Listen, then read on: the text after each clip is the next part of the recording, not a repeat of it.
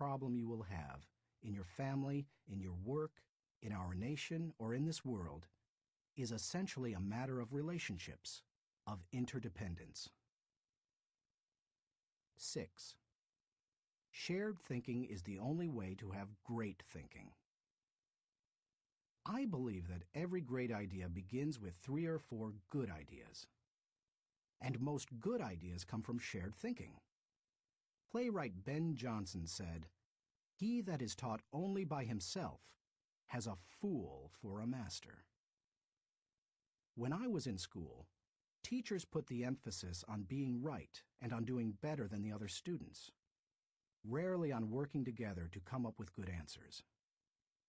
Yet all the answers improve when they make the best use of everyone's thinking. If we each have one thought, and together we have 2 thoughts, then we always have the potential for a great thought. How to encourage the participation of shared thinking? Some people naturally participate in shared thinking. Anytime they see a problem, they think, "Who do I know who can help with this?" Leaders tend to be that way. So do extroverts. However, you don't have to be either of those to benefit from shared thinking. Use the following steps to help you improve your ability to harness shared thinking. 1. Value the ideas of others. First, believe that the ideas of other people have value. If you don't, your hands will be tied. How do you know if you truly want input from others? Ask yourself these questions. Am I emotionally secure? People who lack confidence and worry about their status, position, or power tend to reject the ideas of others, protect their turf, and keep people at bay. It takes a secure person to consider others' ideas. Years ago, an emotionally insecure person took a key position on my board of directors. After a couple of meetings, it became obvious to the other board members that this individual would not positively contribute to the organization. I asked a seasoned leader on the board, "Why does this person always do and say things that hinder our progress?" I'll never forget his reply. "Hurting people hurt people." Do I place value on people? You won't value the ideas of a person if you don't value and respect the person himself or herself. Have you ever considered your conduct around people you value versus those you don't? Look at the differences. If I value people, I want to spend time with them. If I don't value people, I don't want to be around them. If I value people, I listen to them. If I don't value people, I neglect to listen. If I value people, I want to help them. If I don't value people, I don't offer them help. If I value people, I am influenced by them. If I don't value people, I ignore them. If I value people, I respect them. If I don't value people, I am indifferent. Do I value the interactive process? A wonderful synergy often occurs as the result of shared thinking. It can take you places you've never been. Publisher Malcolm Forbes asserted, "Listening to advice often accomplishes far more than heeding it." I must say, I didn't always value shared thinking. For many years, I tended to withdraw when I wanted to develop ideas. Only reluctantly did I work on ideas with others. When a colleague challenged me on this, I started to analyze my hesitancy. I realized that it went back to my college experience. Some days in the classroom, I could tell that a teacher was unprepared to lecture, and instead spent the class time asking us to give our uninformed opinions on a subject. Most of the time, the opinions seemed no better than mine. I had come to class so that the professor could teach me.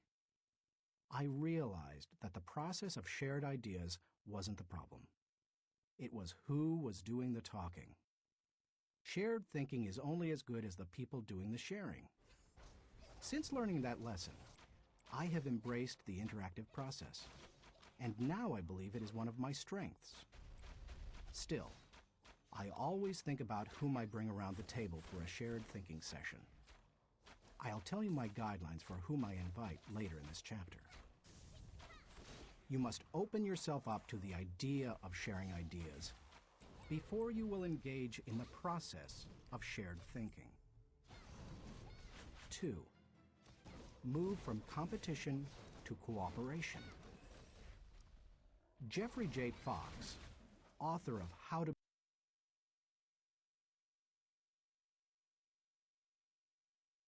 Radio Token, Shack Token, taking an iconic American brand and making it move into the crypto world, which nobody's really done yet. Yeah, there's always a first. That's right. So we're co-founders on the project, and I just wanted to explain because for those of you who don't know Dr. Alex Mayer, he, in another life, was a NASA rocket scientist, actually a rocket scientist. Got his PhD in, evolutionary systems engineering. And so sometimes when you talk about radio, you lose people. I know.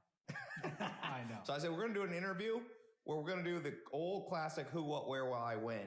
Right. And one of the things that I just want to start with is, because we have there's this starfish topology. You all can read the white paper. It's at radioshack.org.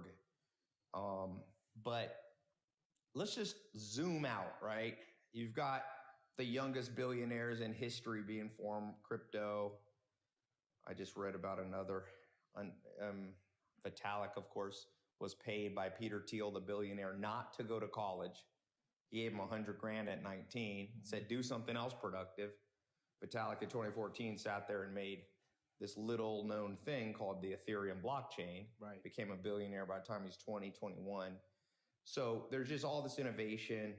Recently, England just gave up regulating. I mean, they're still kind of regulating crypto, but Boris Johnson's like, crypto, we're all in. Whole countries are going in. It's still controversial in some places. So we zoom out at the entire environment of crypto. What we find is it reminds me of this, what they call the Pleistocene, the Cambrian explosion, where in human evolution, 100 million species, came into pass, and now most of them are gone. And do you think that's a good analogy for where crypto is? Lots of projects, most going to disappear.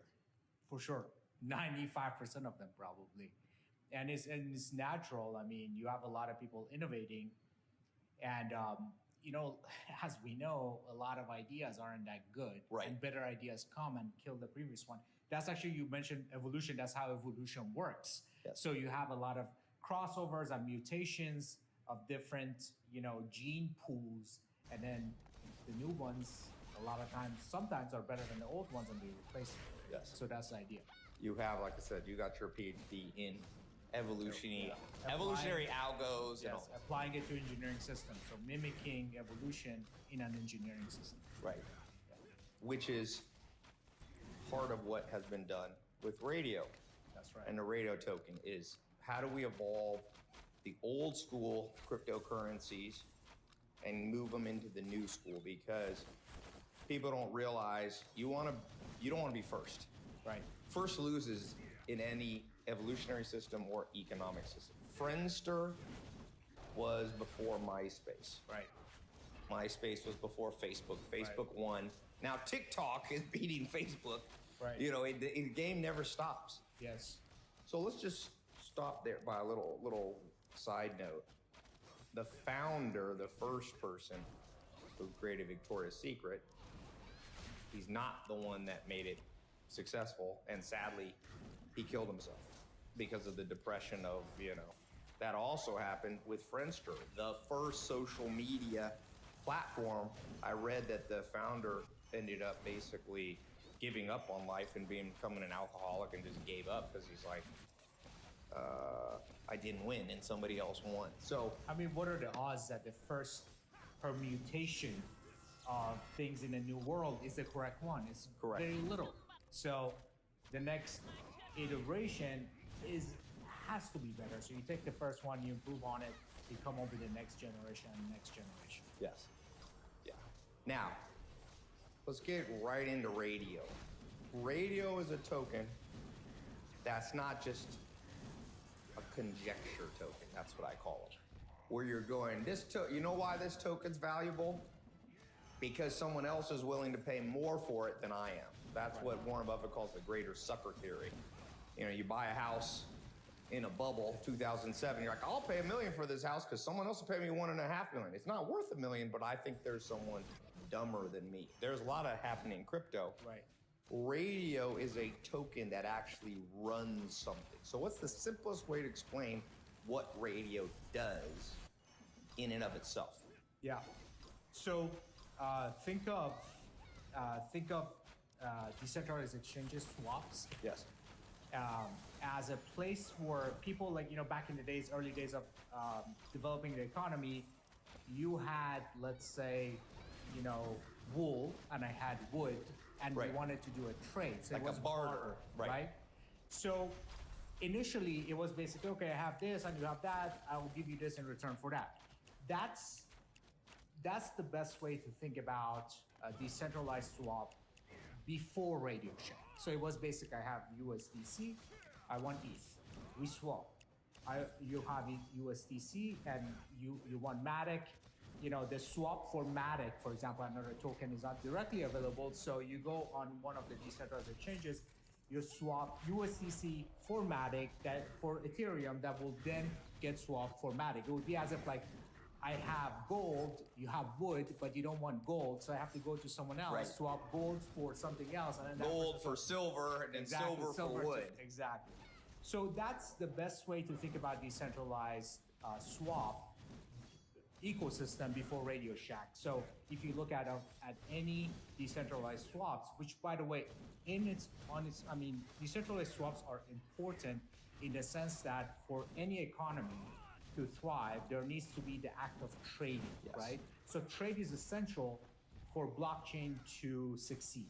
And any economic system. It's not even blockchain, Yeah. anything. Before decentralized swaps, there was centralized swaps, right? Yes. Centralized swaps is like basically, let's say, Binance or Coinbase.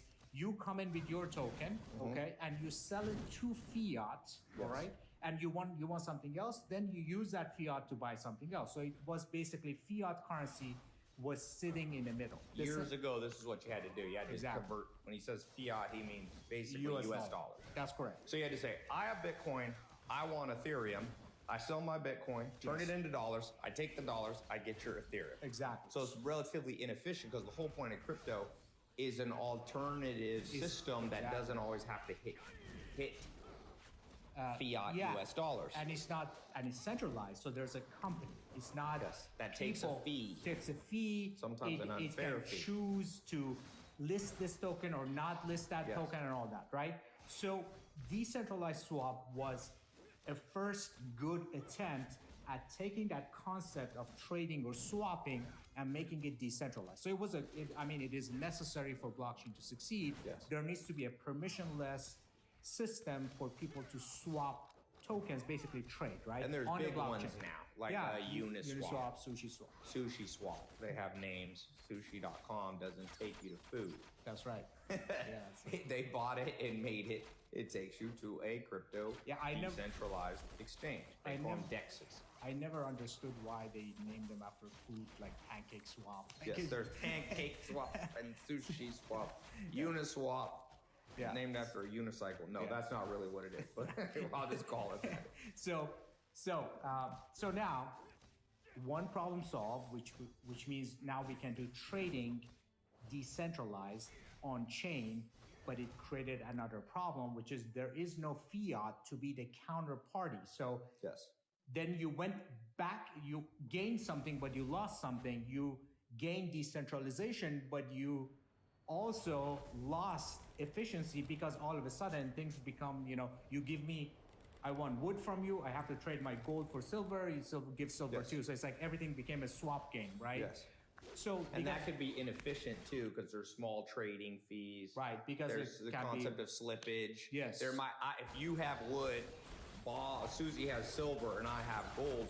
She may not really want your wood, so she doesn't give you the best Exactly. rate for it. So it's like, it has basically issues. you remove the concept of there is no fiat in decentralized world, so everything is just hopping from one crypto asset to another in a randomized way, and on top of it, to enable this these swaps in a decentralized exchange, you have to lock up USDC with ETH. Okay, so they're sitting in the smart contract. Then you lock up ETH with something else, and you lock up that other token with other token in a completely randomized way. Right. Okay.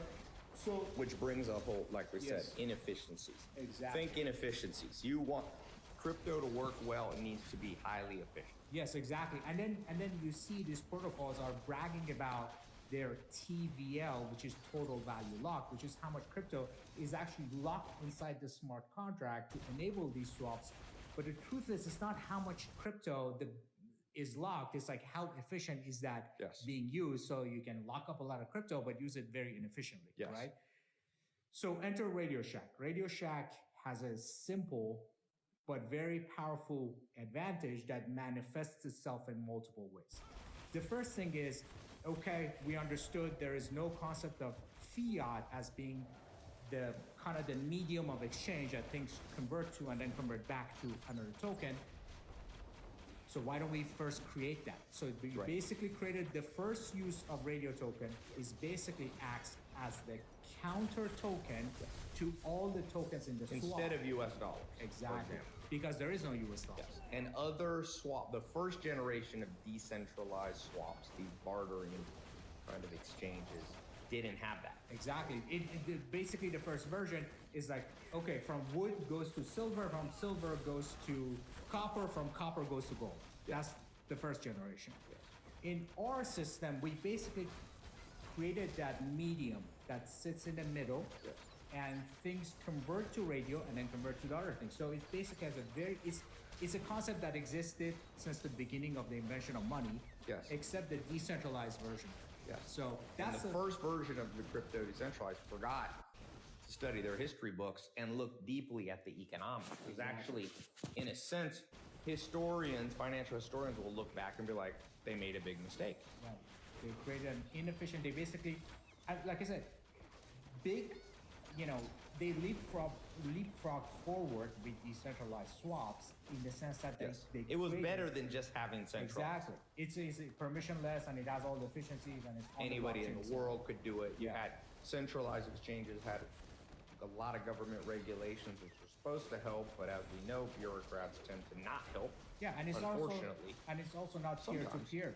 It's Yeah. not peer to peer. So Right. these decentralized exchanges is peer to peer between smart contracts and people who provide liquidity and people who are swapping. It's a completely peer to peer decentralized system. Except they didn't think of the medium of exchange in Yes. what is a decentralized version of it. Does Yes. that make sense? So that's the first and most So important principle function. one differentiator is the radio exchange, the swap, Right. has something central that can be trusted. Right. Which is why it's important to also use a name that people recognize. Not just crypto degens, as they call themselves, but also people worldwide. People go, okay, Radio Shack's behind it. This gives me some, Radio Shack, of course, gone through a lot of iterations. The main Radio Shack brand, which we purchased in one of our holding companies years ago, this was America's first kind of tech company in many ways. It was before there was Apple, there was Radio Shack in the 20s and 30s and the 40s and the 50s and 60s. And so, okay, so you create this token called radio. Yeah, which is the counterparty. Instead of having to go wood to silver, silver to gold, you go wood to radio, Radio and then to radio to gold. Yes, and everything is like that. Yes. Right. So it's like there is no random jumping. Also, the other thing that it does, it kind of has multiple other benefits that come as natural, outcome of having a more logical system. Yes. So another positive outcome is that you don't have to lock up a lot of crypto assets in your system to enable efficient swaps because the swap path is very Yes. predictable. So you don't So- need to have 50 trillion as your on- TVL. Yeah, let's wood So- to gold, wood to blah blah blah, gold to Yes. randomly link things together in a completely. I mean, that's maximum. The term for it is maximum entropy system, Yes. which means a system that has literally no rhyme and reason. Yes. Just people randomly. So you're add saying it. that current DEXs would almost fall under this category 100%. of max built for maximum entropy. And again, we're not meaning to disparage people Right. because there's a lot of pioneers that did this and they did their best. But as evolution goes, things get better. Yeah. You don't want to be driving in the first car. It sounds cool to have a Model T. You don't want to be in a Model T. Right. It goes 20 miles an hour, and if you hit the brakes and it happens to work, half the time the brakes didn't work. It's made out of cardboard or whatever you shoot through the front of the thing. There's no seat belts. So look at cars now. Tesla's running on, solar power, and the first car was very inefficient. Although we look back and say we're glad somebody built it. Imagine being in the first airplane. Yeah. Talk about an evolutionary system you didn't want to be part of the process. Henry Wright, the Wright brothers. Okay, so this is the core differentiator, that it's a logical system to barter. That's not the technical word, but for people Yes. watching, that is just confusing. The old school, the farmer brings the pig, the carpenter brings, the cabinets. Right. And you're like, I'll give you a pig for a cabinet. Once again, oftentimes the cabinet maker didn't want a pig. Right. So that's actually, if there's a great book, the story of money, that's where money came from, because now you're at an impasse. Exactly. Okay, I'm the farmer with the pig. I consider it valuable, so I'm not going to give it away. The carpenter comes with the cabinets, but the pig farmer goes, I already have cabinets. Right. What I really want, my wife is pregnant, she wants some chocolate. Yes. And what the cabinet guy goes, I don't eat pork. I want a pizza. Yeah. So where money came in different cultures, in Mongolia, they did tea leaves. In the Native Americans did a type of seashell, wampum they call them, all these different mediums. And it was the place where we all agreed. I like that the Aztecs used cacao beans, basically chocolate. An interesting story in the history of money is the Spaniards, of course, conquered Central America through thievery and other things. And one of the things they did, they took these cacao beans, because they realized it was valuable to the Aztecs. So they said, let's take it back to Spain. So they're going back to Spain in a boat. Pirates capture the boat. They thought it was rabbit manure, so they threw it overboard like $100 million. There's a classic example. If there's not an agreed on medium to a pirate, they're like, we don't want cacao beans, we think it's rabbit, so we throw it over. The Aztecs, of course, would have had a heart attack because somebody threw $1 billion over the ocean. Right. So that's where money began to evolve. I'm reading a book on James Garfield, who's the president who was assassinated in the late 1800s. When you read his inaugural speech, he was like, we're still piecing our country together. And one of the things still being pieced together was agreed upon currency, because he was in the Civil War, right? 1860s, every state had their own money. It caused problems. It was inefficient, Right. like the current crypto world is. Yes. It's like every state has their own thing. Yes. So radio's goal is to say, let's create radio. Yeah. Organize. We're it. going to agree on it. Yes, and it's on a blockchain. Okay, so it's basically the token that everything exchanges to and from, Yes. and it's done in the same, like if somebody's going from one token to another, it gets exchanged to radio and immediately gets exchanged back for the other token. So the price of it doesn't matter. So Yeah. it's always an efficient swap. On top of it, this is where I lose a lot of people, because a lot of people aren't interested in graph theory. So in graph theory, there's this concept of diameter of the graph, meaning from one point to another point, what's the average number of edges or hops that happens in the middle. So if you're bartering things randomly, it can be 4 swaps. Right. Okay. But with Radio Shack, it's a very predictable Yes. path. It goes boom, boom. So you're reducing the edges. So yeah, yes, you make it actually. You reduce the diameter, and everything becomes actually 2 hops. Yes. Okay. And then what we do is that it is coded so that each hop is very efficient. It's only 0.1% fee. Yes. So you have 2 very efficient hops. Yes. Compared to other exchanges where it can be multiple hops, and each hop most of the time is 0.3%. Yes. So So you're saying the transaction cost is lower. which attracts new people to Exactly. start swapping on the radio. Yeah, so it has. Exchange. So if you want to like enumerate all the advantages, it is more efficient in terms of usage of TVL because it's not maximum entropy systems. There's rhyme and reason to how the liquidity are organized. Okay, one again on chain, peer to peer, all with the smart contracts, no central company, but it is the blockchain. Basically the smart contracts are doing the right thing. The trades are being routed efficiently. So better utilization of TVL. 2, better swap fees, meaning the end user gets a better deal. Yes. Okay. And then that attracts more users. And the more people who use it, it becomes Exactly. even more efficient. Exactly.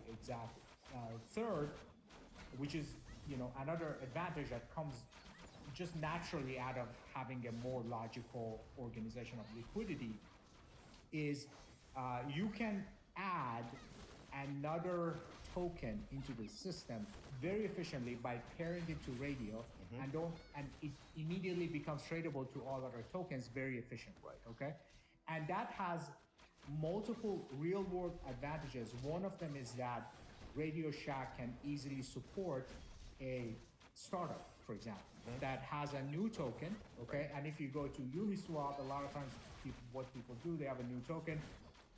They have to go pair it with, let's say, stablecoin. They pair it with To USDC. come up with millions of dollars, of USDC. which is effectively dollars. Exactly. Right. Yes. And also they pair it with ETH so that they have 2 links, so Yes. that they have efficient swaps.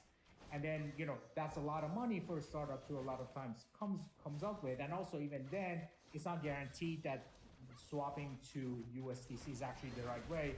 I was actually looking at a project, Klima, a couple of days ago on Polygon on Sushi, and I was looking at their liquidity. So if you swap from DAI, Yes. it is inefficient. You swap from USDC, it's efficient. So you have to be an expert and go look look at the liquidity, figure out, okay, so how is this paired, to figure out what is the Right. best way to get a token in Sushi. Okay. Yes.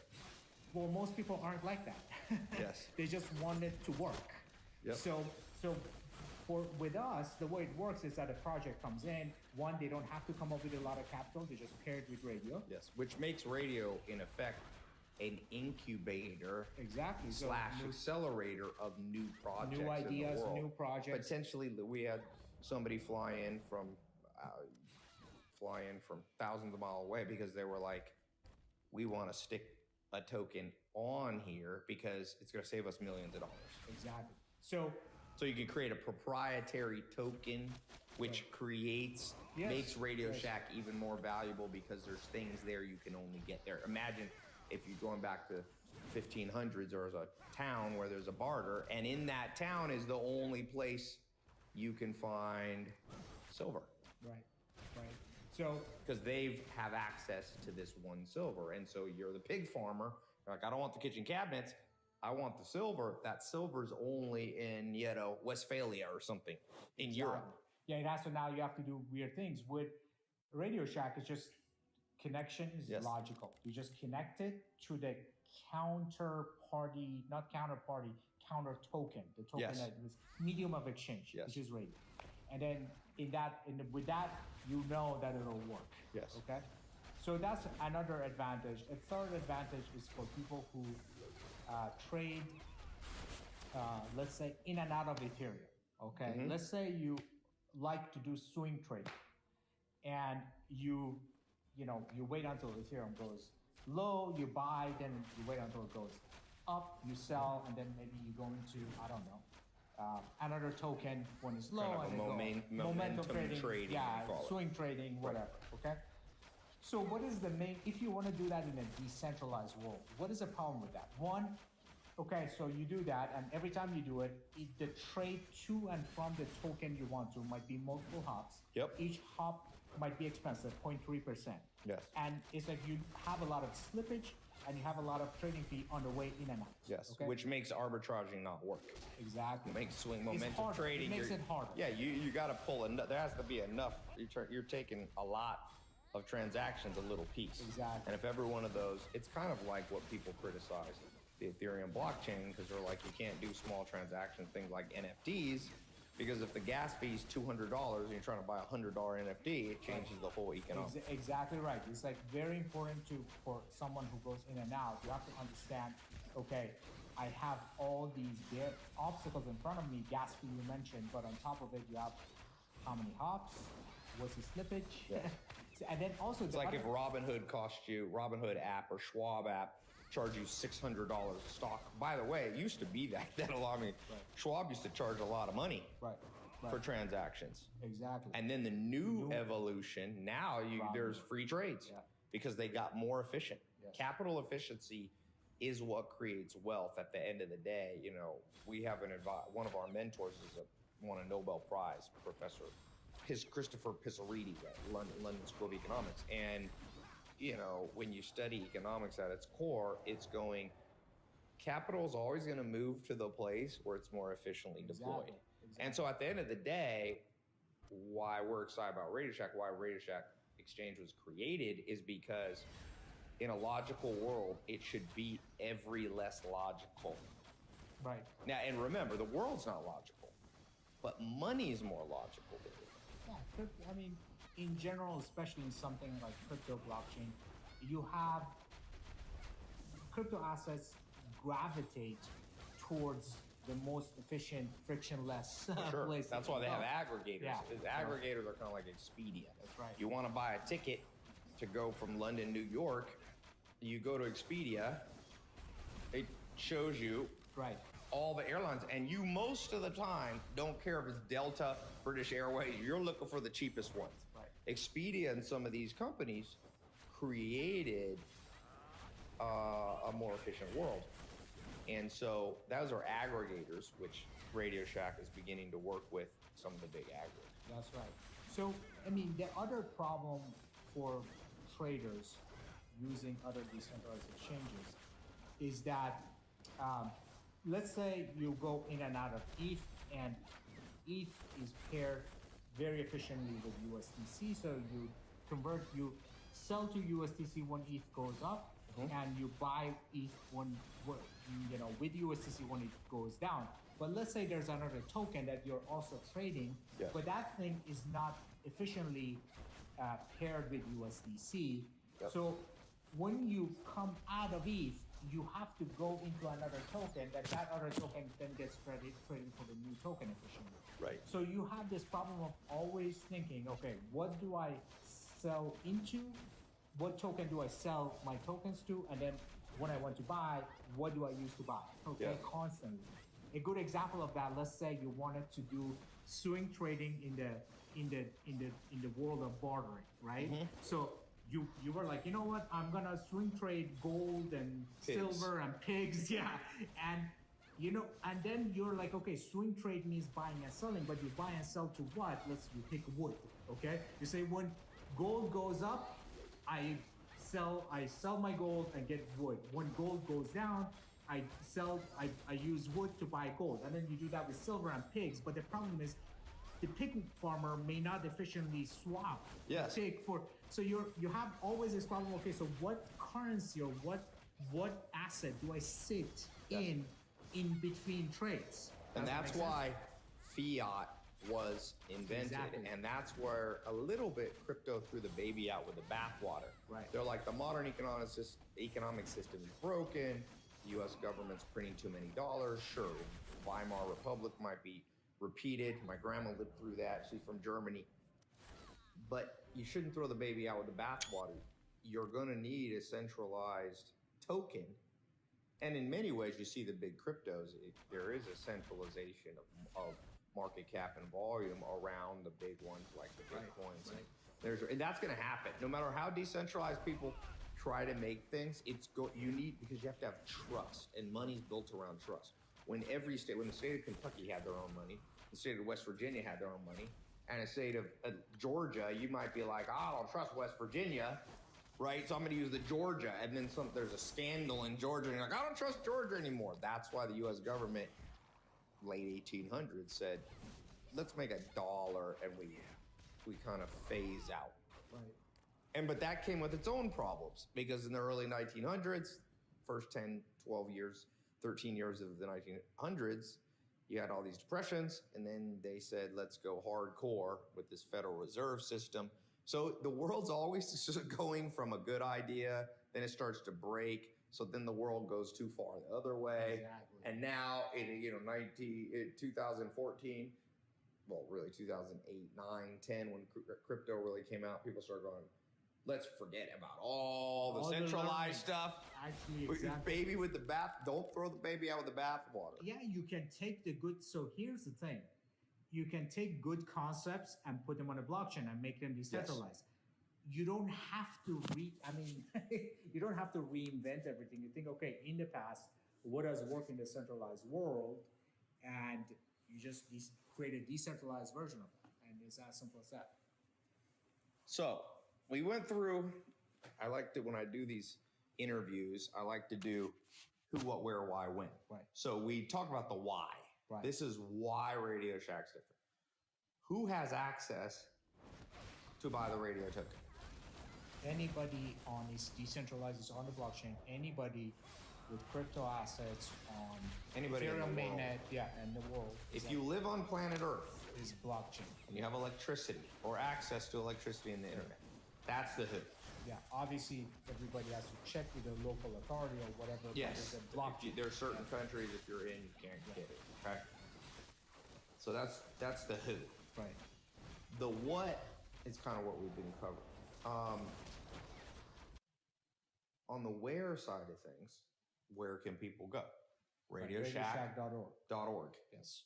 That's where you go. You'll see all kinds of tools. You'll see more information. Right. You'll see the white paper links. You'll see access to the Discord. There's tens of thousands of people active in this. And people are contributing. 30,000 now. Yes. So in the first month and a half, 2 months. Yes. And it's a big community. It's a growing community. People are contributing marketing materials. People are actually sharpening the ideas. Our GitHub is open source. People can check in code. So that's kind of an exciting thing about crypto. You can't do that on a centralized exchange. You can't do that with your Bank of America. You can't go, let me double check. There's a lot of trust and sometimes not worried trust. So that's where you can go, radioshack.org. I'm going to put a special link to that's related to this talk right here with some extra materials. And if you wanted just the audio of this or the video of this, and depending where you're listening, go to radioshack.org/1, the number 1. Radioshack.org radioshack.org/talk1, TALK, and the number 1, etc. That'll take you to a special kind of resource page that's just about what we've been talking about here. radioshack.org/talk and the number 1, TALK1. Okay, so Alex, we're talking about the who, the what, the where. When did this launch? About 5 weeks ago. So February 2022. February 22. Okay. Launched it wasn't launched in the U.S. So that's the when. We talked about the why. Now, I like to bring this up whenever I'm doing an interview with somebody. What was the moment you're doing? 2 things. What's the moment you realized crypto, like, wait a sec, this thing is going to be big? And then number 2, when did you realize, wait a second, I can't believe no one else has thought of this architecture in Radio Shack. That Radio Shack employs this efficient way of swapping and bartering. First question, where were you? Do you remember the moment? Because I remember the moment I was what was yours? My moment was August 2017, I called what I call a war council. Beverly Hills, you were there. Yeah. And I've been hearing a lot of murmurings in 2017. Obviously, been seeing a run up in prices and things. My friend calls me. He's also a PhD. He's like, I got a crazy story. I got my PhD, and I got this friend back in Argentina who became a janitor, this high school friend. And he told me in 2013 to go into Bitcoin, and I didn't. And he put like $1,000 or whatever, a couple thousand. And my janitor friend's worth $37 million. Okay, that was before August 2017. So I called a war council. I said, everybody come. That's smart that I know. I invited 40 smart people. Yeah. Some, by the way, 2 or 3 of those are basically crypto billionaires now, or Forbes. They're crypto on the Forbes list. So I did that. I had a huge dinner, spent a lot of money, $10,000, like on chefs and all this, and I had 40 people sitting there. And I just said, talk to me on this crypto thing. And it was just like all day and night, and I was going, this thing's real. So I started a crypto podcast. Quickly shot at that time like number 2 crypto podcast in the world. So I started interviewing all these people. That was my I think the $37 million that my friend's janitor buddy had. My friend was so depressed because he went to 12 years college, PhD, was valedictorian in the New York school system. And he's like, my friend in Argentina that didn't do any of that has 30 times more money than me or whatever. What was your moment? It's funny, I'm slower than you because I was at that dinner and I found crypto interesting, but not compelling enough at that moment of time.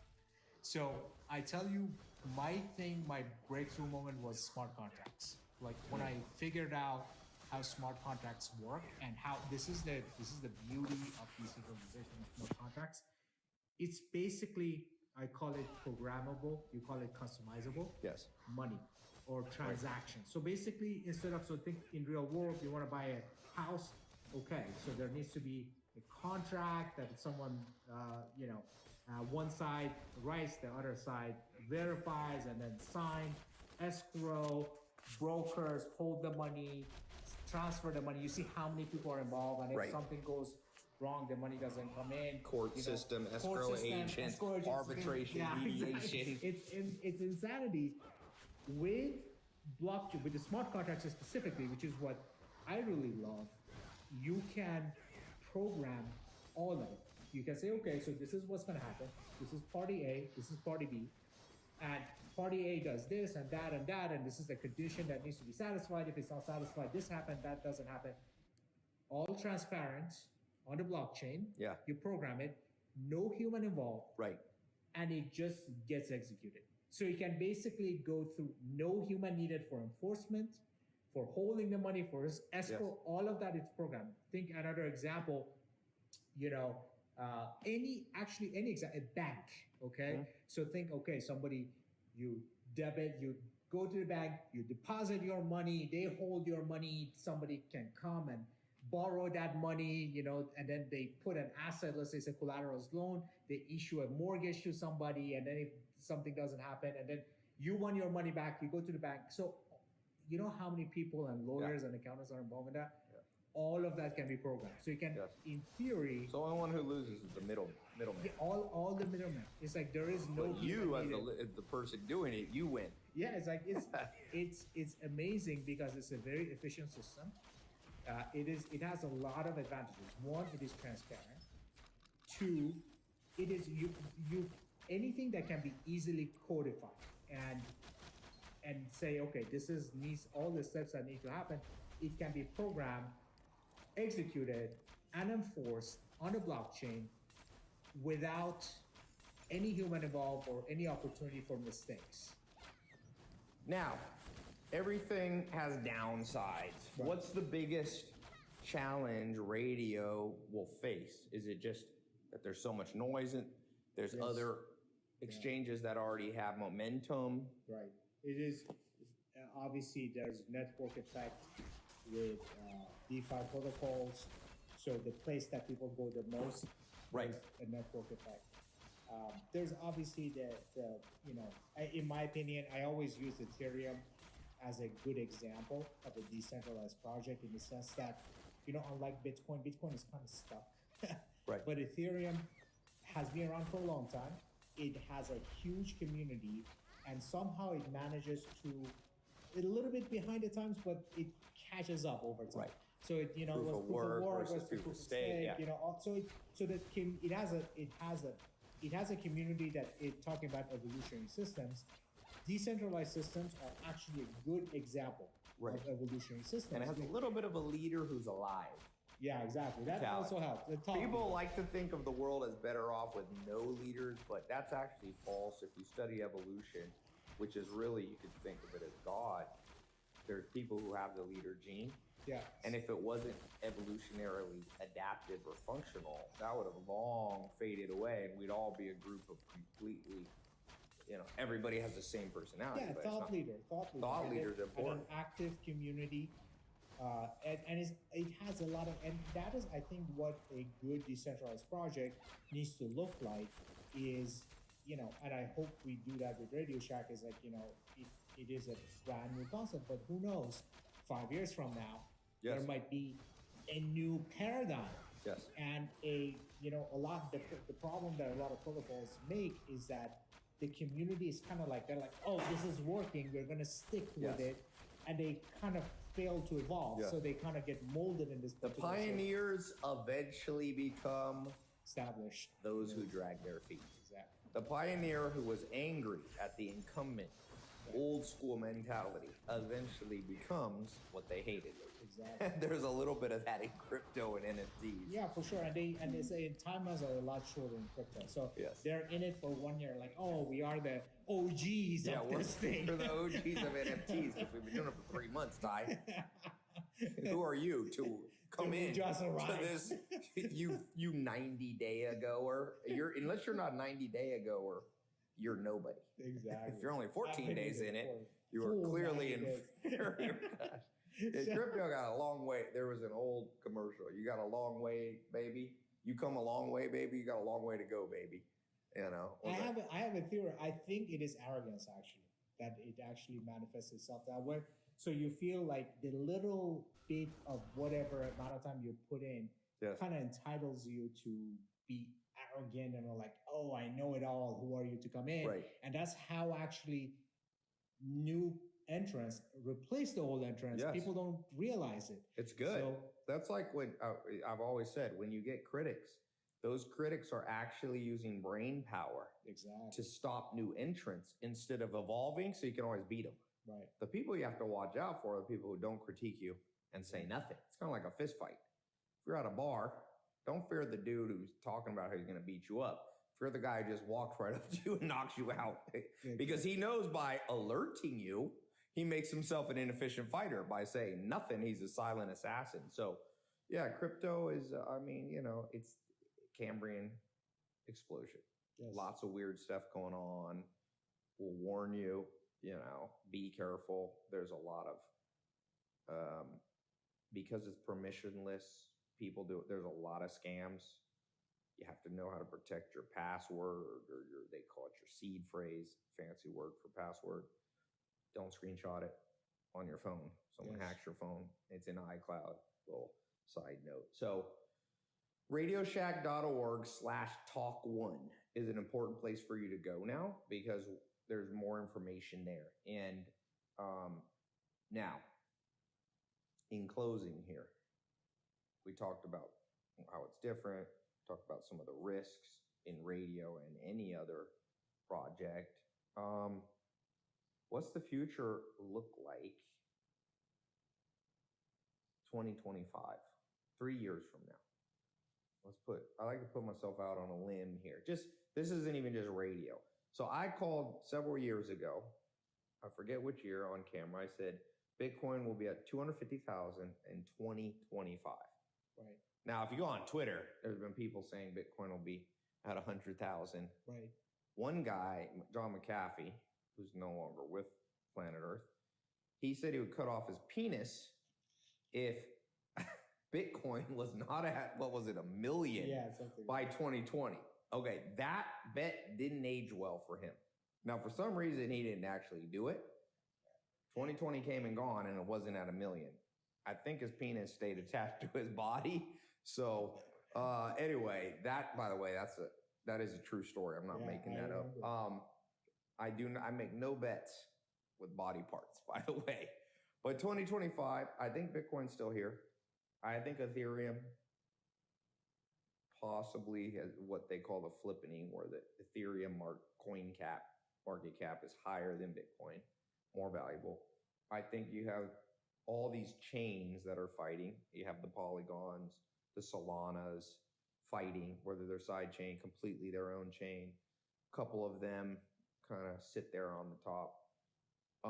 But I will make this prediction. It's kind of a broad one, so people maybe say, oh, that's a cop-out. There's a lot of stuff. Be careful of going all in on everything everybody talks about. What's hot creates complacency. So I saw this in 2017. One of my brothers was working for me, my younger brother, when I was doing my podcast, and everybody was coming in with their compelling story of why their token would be so good. And it had a lot of buzz. And I told my brothers, don't just follow the buzz, follow logic. Yeah. Ethereum was logical. Even back then, CryptoKitties was kind of being built. There were some games and things, and it was like, oh, okay.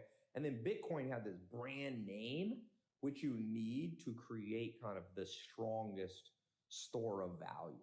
Although Alex and I are co-founders of another project called USV.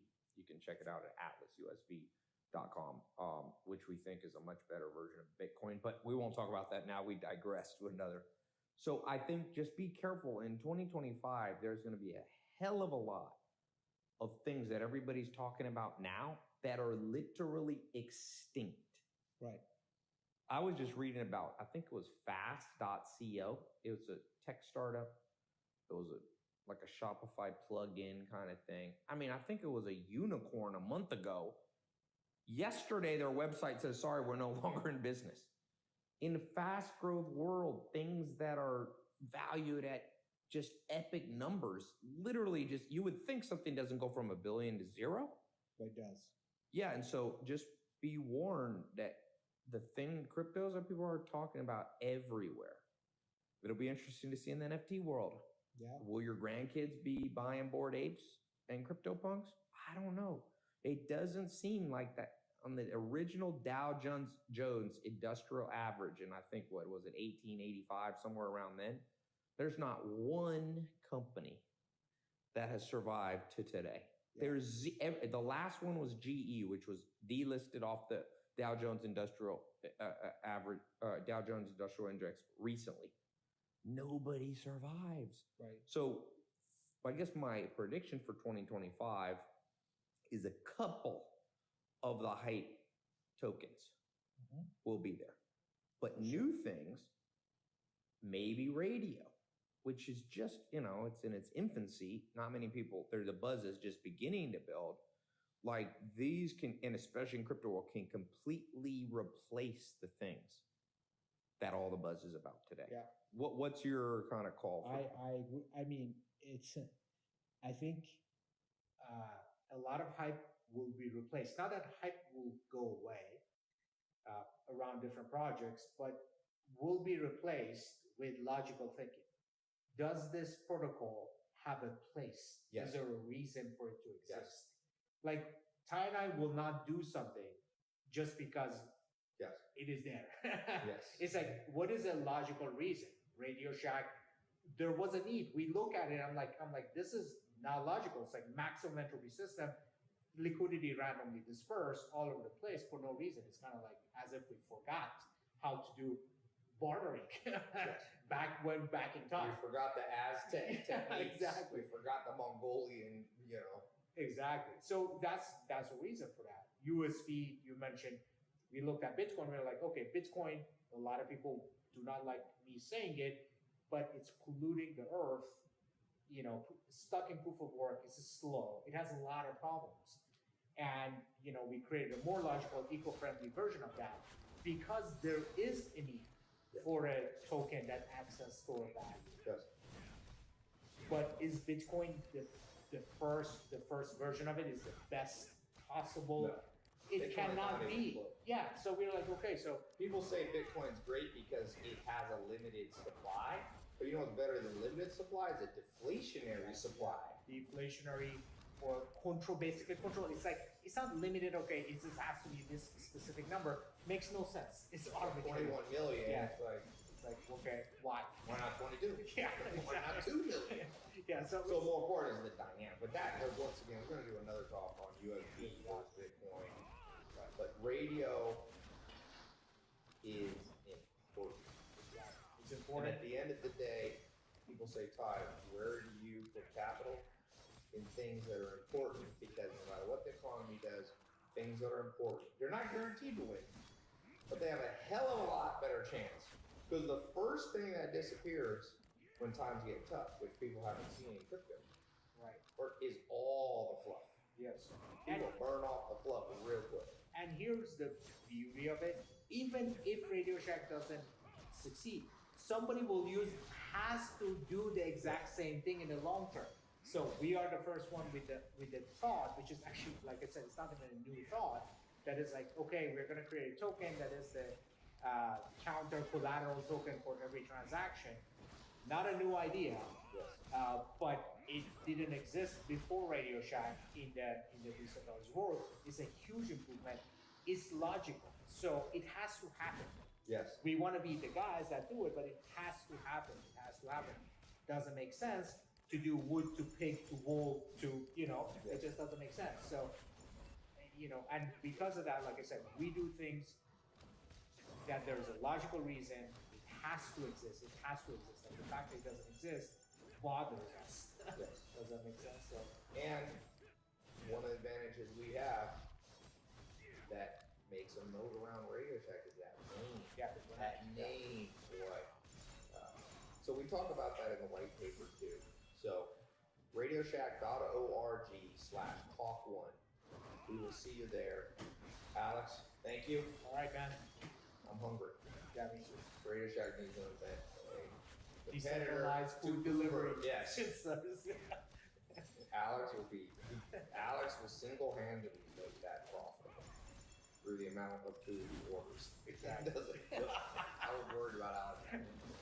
I was like, he's ordered Fat Burger more than you should buy Fat Burger. He single-handedly moved the net profit of Fat Burger from his own consumption. He could have bought a $50 million. I think they did Twice a day. $50 million. Twice a day. Every I day. calculated he was eating 5,000 calories. I said, your blood must be thicker. It's like, it's no flow. It's cholesterol. He did have high cholesterol. See, I made Alex, he's a very logical guy, except on that. Made him take a blood test, and it showed him mathematically, this is not good cholesterol.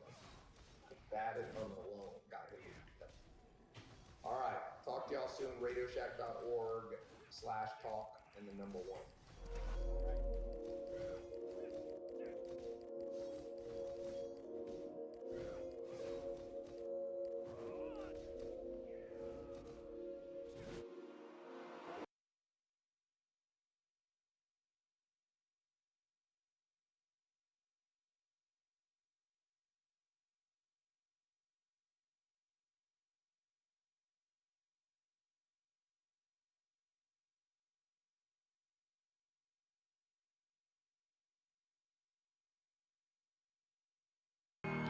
Huwag kayo problema kahit na Singapore may driver tayo. Pagdaling tayo dyan, kahit saan nyo gusto. Pwede sa heaven, pwede rin sa purgatory. Malapit sa hell, malapit sa heaven. Ako lang, yak, ayoko na. Sawa na, pagod na ang puso mo.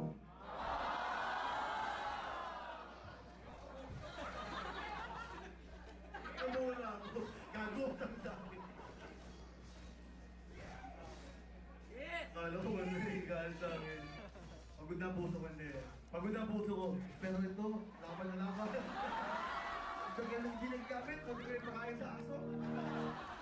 Tumumi ng cheers! Mahalo siya yung... Pwede na wala na yung release ko. Ayun. Follow niyo yung Facebook namin, Instagram, may TikTok din kami. Diyos ko, sabi namin pag umabot ng 10,000 yung followers namin, magti-TikTok shorts kami lahat talaga. Pakita namin yung ilalim ng mga friend namin, tsaka text na, kamusta kayo dyan? Walang tigil lang, pera. Basta, bigay sa mga relief goods. Ako na.